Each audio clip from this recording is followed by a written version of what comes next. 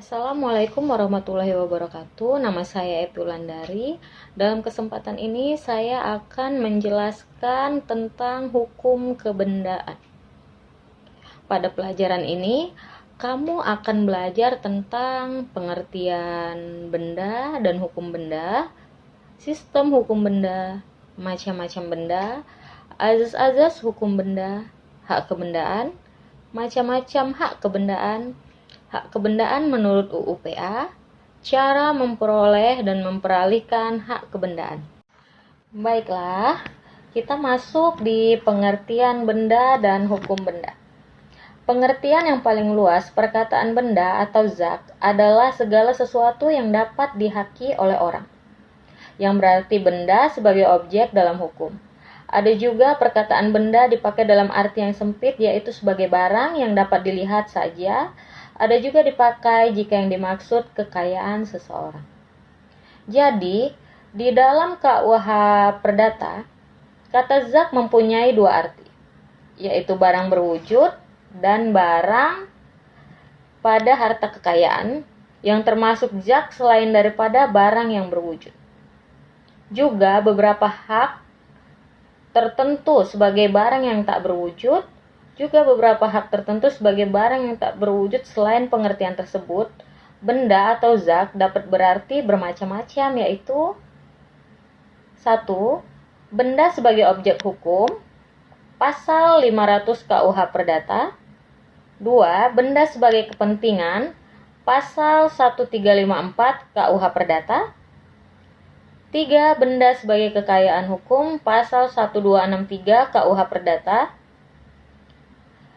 4. Benda sebagai perbuatan hukum, pasal 1792 KUH Perdata. Jadi, hukum benda adalah peraturan-peraturan hukum yang mengatur mengenai hak-hak kebendaan yang sifatnya mutlak. Kita lanjut di sistem hukum benda. Sistem hukum benda adalah sistem pengaturan hukum benda. Sistem tertutup artinya orang tidak dapat mengadakan hak-hak kebendaan baru selain yang sudah ditetapkan dalam undang-undang. Hal ini berlawanan dengan sistem hukum perikatan, di mana hukum perikatan mengenal sistem terbuka.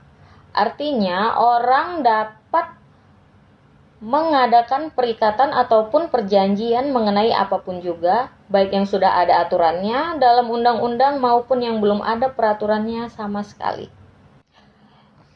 Next, macam-macam hukum benda. Menurut pasal 540 KUH Perdata, tiap-tiap kebendaan adalah benda bergerak atau benda tak bergerak. 1. Benda bergerak adalah benda-benda yang karena sifatnya atau karena penetapan undang-undang dinyatakan sebagai benda bergerak. Misalnya, kendaraan, surat-surat berharga, dan sebagainya. Dengan demikian, kebendaan bergerak ini sifatnya adalah kebendaan yang dapat dipindah atau dipindahkan dalam pasal 509 KUH Perdata.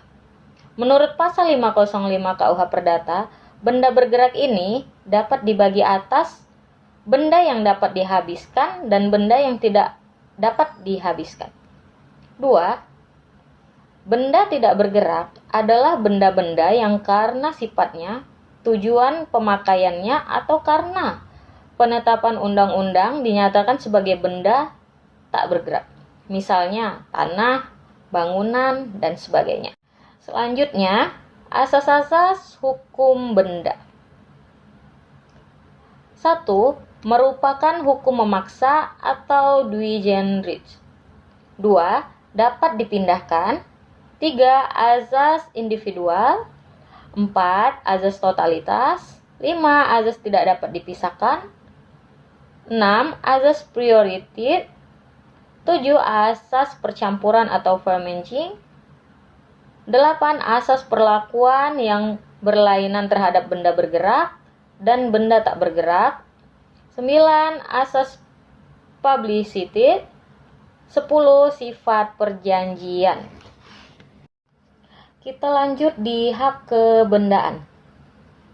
Hak kebendaan adalah suatu hak mutlak yang memberikan kekuasaan langsung atas suatu benda yang dapat dipertahankan setiap orang dan mempunyai sifat melekat.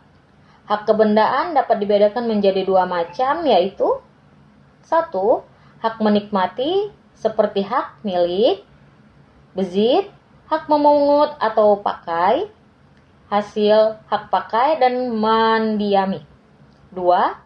Hak memberi jaminan seperti gadai, fidusia, hak tanggungan, hipotek, dan sistem resi gudang.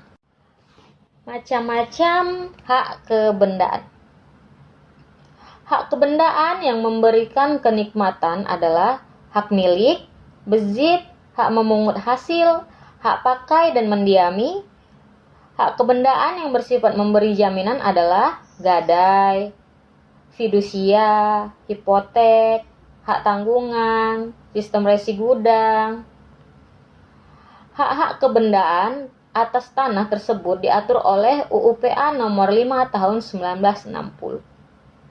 Di antaranya hak milik atau Eugendon, hak guna usaha Erpage, hak guna bangunan Opstal, hak pakai pekarangan, dan hak memungut hasil. Yang terakhir kita akan membahas tentang cara memperoleh dan memperalihkan hak kebendaan. Bisa dengan pengakuan, dengan pewarisan, dengan penemuan, dengan cara penciptaan, dengan cara daluarsa, dengan cara turunan, dengan penyerahan atau levering. Hapusnya hak kebendaan itu bisa dengan bendanya lenyap atau musnah, dipindah tangankan, pelepasan hak, daluarsa, atau karena pencabutan hak. Baiklah, demikianlah pemaparan dari saya. Semoga bisa dimengerti, dipahami, dan menambah wawasan. Dengan ini saya sudahi. Wabillahi taufiq walhidayah. Assalamualaikum warahmatullahi wabarakatuh.